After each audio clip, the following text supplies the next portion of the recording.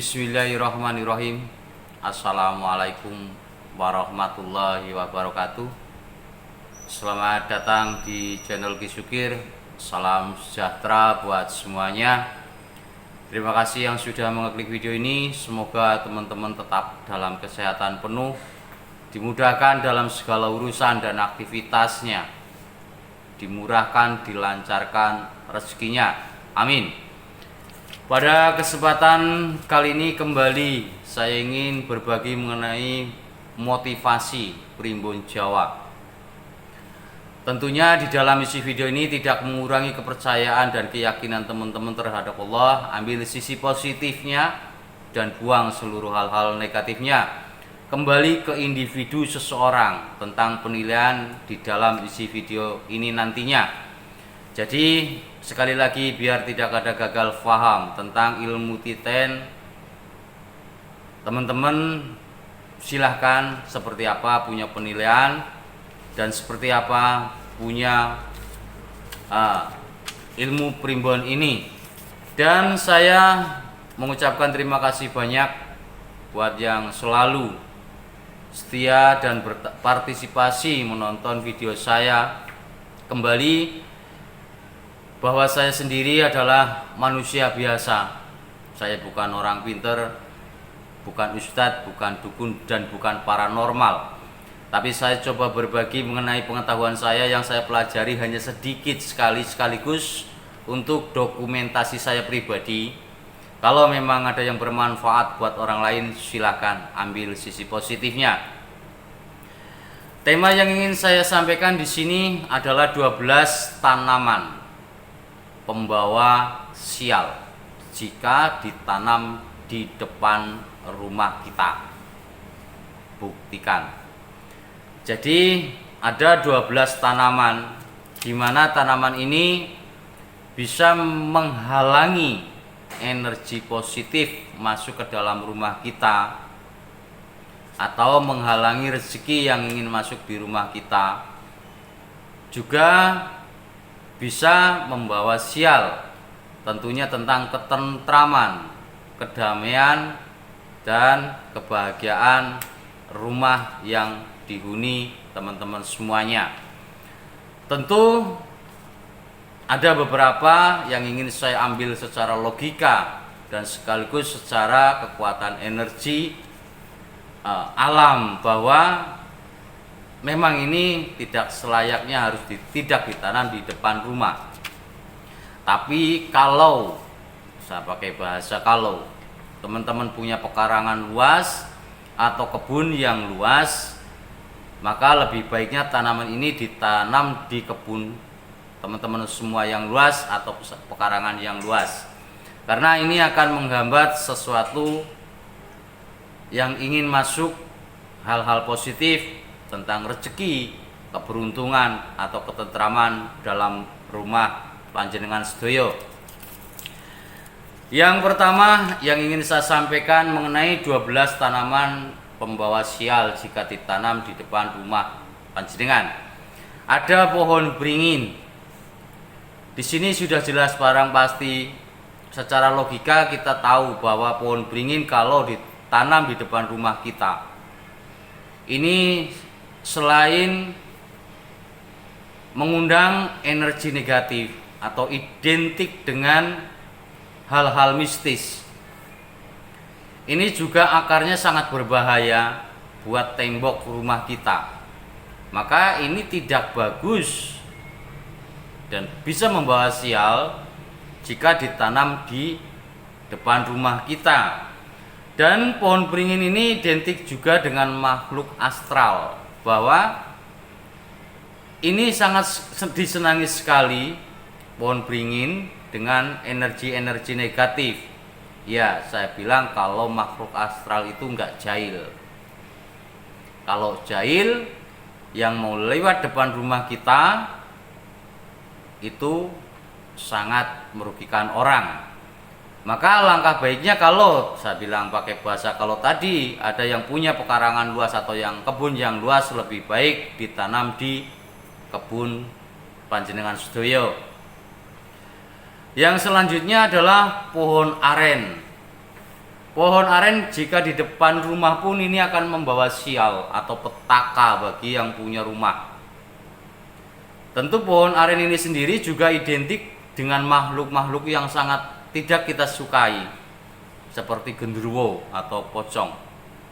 Ini juga selain diambil logikanya, pohon aren ini kalau sudah berbuah, ada kolang-kalingnya, dan apabila jatuh, kalau kita tanam di depan rumah kita, ini akan sangat gatel. Dan apabila ada anak-anak yang memungutnya dan buat mainan, maka anak-anak itu akan terserang penyakit gatel. Maka di sini itu sangat tidak bagus kalau ditanam di depan rumah kita. Dan yang selanjutnya adalah pohon yang berduri.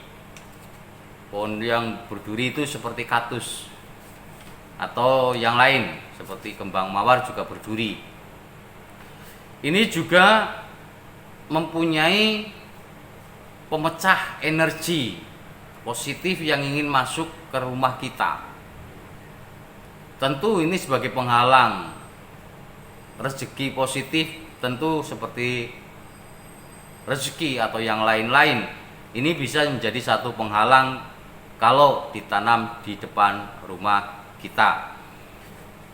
Dan yang selanjutnya adalah yang berbau mistis ada di sini.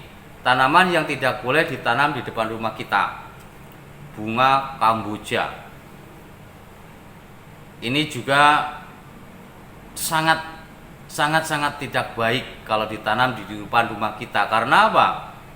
Selain ini tanaman yang seharusnya berada di kuburan, ini sangat melemahkan sekali energi positif yang ingin masuk ke rumah kita. Bahkan energi negatif ini sangat tinggi sekali. Dan tentu juga bunga kamboja ini sangat tidak bagus untuk ditanam di depan rumah kita, karena berbau yang seperti saya sampaikan. Dan yang selanjutnya adalah pohon anggur. Ini juga kalau menurut kakek atau nenek moyang kita dulu, ini juga tidak boleh ditanam di depan rumah kita, karena ini juga mempunyai satu, kalau orang Jawa bilang adalah lugut. Ini akan menghalang juga energi positif yang masuk ke rumah kita.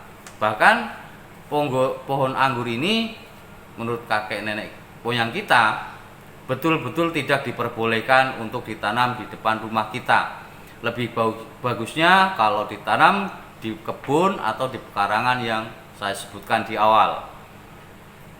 Dan yang selanjutnya adalah pohon kelapa tunggal, yang artinya kecil, tinggi, itu juga tidak diperbolehkan ditanam di depan rumah kita. Kalau kita ambil tentang pemecah energi positif yang ingin masuk secara spiritualnya, secara logikanya seperti ini. Kalau pohon kelapa itu sudah berbuah, ditanam di depan rumah kita, otomatis ada yang namanya beluluk. Kalau bahasa di Jawa itu beluluk. Itu yang sangat berbahaya apabila jatuh pas di bawah ada anak atau orang liwat. Maka itu akan merugikan sekali, dan itu sangat berbahaya kalau ditanam di depan rumah kita. Bahkan daun yang sudah kering kalau jatuh pun akan sangat membahayakan. Dan yang selanjutnya adalah pohon asam Jawa. Ini juga sangat tidak diperbolehkan ditanam di depan rumah kita. Ini juga satu pemecah energi positif yang ingin masuk, karena memang energi negatifnya ini sangat besar sekali asam Jawa.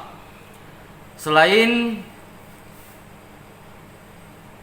hal yang saya sebutkan tadi tentang energi, kalau memang ini energinya bagus, misalkan karena pohon asam Jawa ini tentunya sangat banyak sekali energi-energi astral yang memang bersemayam di sana.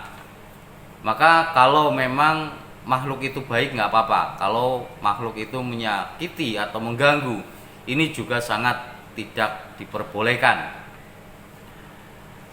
Dan yang tanaman selanjutnya adalah sawo. Ini demikian pula apabila ditanam di depan rumah kita, itu juga sangat tidak bagus dan membawa sial, karena pohon sawo ini identik dengan makhluk astral yang saya sebutkan adalah genderuwo. Ini terkadang memang orang yang tidak mengetahui kalau punya tanaman pohon sawo di depan rumah, terus punya anak kecil, sering menangis dari maghrib sampai pagi, bahkan dari pagi sampai siang sampai maghrib lagi. Itu salah satunya yang bersemayam genderuwo. Ini juga sangat sekali bahwa tidak diperbolehkan ditanam di depan rumah. Lebih baik di pekarangan yang Anda punya atau kebun yang Anda punya yang luas saya sebutkan tadi. Terus tanaman yang berikutnya adalah randu atau kapas. Pohon randu itu juga tidak diperbolehkan karena selain kalau sudah berbuah kotor, juga itu identik tentang hal-hal yang mistis. Itu sangat tidak diperbolehkan. Dan yang selanjutnya adalah pohon pepaya. Ini juga tidak diperbolehkan karena memang selain cepat tumbang, itu lebih baik ditanam di perkarangan yang luas atau di kebun yang luas. Dan tanaman yang selanjutnya adalah tanaman yang mati. Artinya di sini suatu penghalang energi positif masuk menjadi satu energi negatif kalau tidak dibersihkan. Apalagi pohon ini sudah barang pasti kalau ada atau berada di timur laut, pohon yang mati tersebut adalah akan menghalang sesuatu yang kurang bagus atau menghalangi sesuatu yang bagus masuk ke dalam rumah itu sendiri. Dan yang terakhir adalah semua pohon besar. Yang artinya semua pohon besar ini sangat sekali tidak diperbolehkan ada di depan rumah kita. Lebih baik ditanam di pekarangan yang luas atau di kebun yang luas. Jadi itulah 12 tanaman yang membawa sial jika ditanam di depan rumah kita. Maka tetap hati-hati. Sekali lagi saya sampaikan bahwa semua tanaman adalah baik, bagus dan banyak manfaatnya, dan tentu juga apabila ditanam di tempat yang betul-betul selayaknya dan seharusnya ditanam. Mohon maaf apabila ada tutur kata yang kurang berkenan dalam penyampaian. Wabillahi taufiq wal hidayah. Wassalamualaikum warahmatullahi wabarakatuh. Salam. Rahayu, Rahayu, Rahayu Sulawesi.